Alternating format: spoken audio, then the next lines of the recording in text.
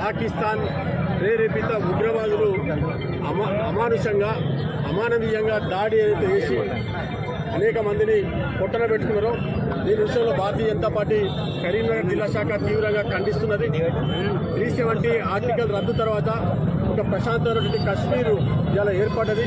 లాల్ చౌక్లో గతంలో పాకిస్తాన్ జెండాలు ఎగిరినటువంటి ప్లేస్లో ఇలా భారత త్రివర్ణ పతాకం ఎగురుతున్నది. దీపావళి పండుగ సెలబ్రేట్ చేసుకున్నటువంటి పరిస్థితుల్లో పాకిస్తాన్ ఇవాళ అడుగు తిన్నటువంటి పరిస్థితుల్లో పాకిస్తాన్ 4 ముక్కలుగా అయ్యేటువంటి దేశవ్యాప్తంగా కూడా ఆడ బలూచిస్తాన్ కానీ ఆఫ్ఘనిస్తాన్ మీద దాడులు కానీ తీవ్ర ప్రజలు కూడా మాకు విముక్తి కల్పించాలి, భారతదేశం విలీనం చేయాలని చెప్పి పోరాడుతున్నటువంటి సమయంలో ఇవాళ భారత్ మీద ఉన్న ఆర్మీ చీఫ్ ఎవరైతే పాకిస్తాన్ ఆర్మీ చీఫ్ ఎవరైతే ఆసిఫ్ మునీర్ ఉన్నాడో వారం కూడా తిరగక ముందే ఏదైతే వాయిస్ ఇచ్చిందో, ఏదైతే ప్రేలాపన భారతదేశం మీద ప్రేలాపన పేలిందో అటువంటి దానికి అనుగుణంగా ఇవాళ దాడి జరిగింది.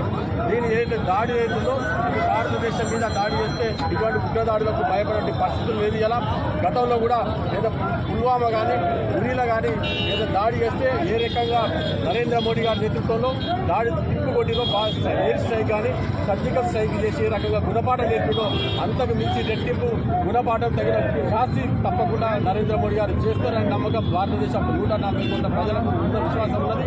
ఇవాళ నరేంద్ర మోడీ గారు ఏదైతే ఉన్నారో ఈ యొక్క పాకిస్తాన్ ఏదైతే దానికి తగిన గుణపాఠం తప్పకుండా చెప్తారు.